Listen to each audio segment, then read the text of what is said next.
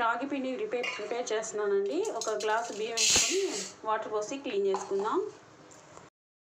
చేసుకుందామండి. పొయ్యి మీద పెట్టాము చూడండి. బియ్యం బాగా ఉడుకుతుంది.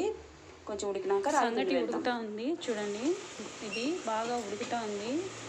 ఇది బాగా ఉడికినాక సంగటి చేసేదానికి ఇప్పుడు రాగి పిండి వేద్దాము. ఈ పాతకాలంలో చేసుకుంటారండి. ఇప్పుడు ఎవరు చేయట్లేదంటే రాగి సంగటి. కానీ చాలామంది ఇప్పుడు బాగా చేసుకొని తింటున్నారు. కాళ్ళ నొప్పులు, నడుముల నొప్పులు అన్న వాళ్ళు వేడి కూడా తగ్గిస్తుందండి రాగి సంగటి. కనీసం వారానికి ఒకసారైనా చేసుకోండి. రాగి సంగటి గెలుపుతున్నామండి. ఒక కట్టి పెట్టి గెలుపుతారు చూడండి. పాతకాలంలో అలా గెలికేవారు.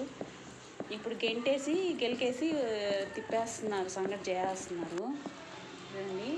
అంతా బాగా కలిసిపోయి కలర్ తిరిగింది చూడండి.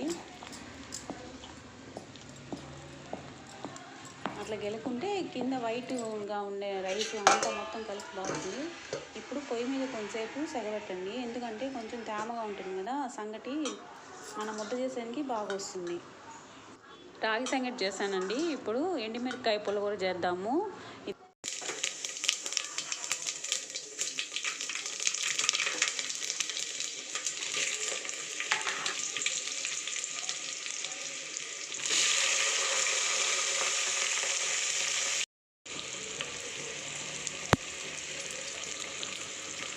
కొంచెం సాల్ట్,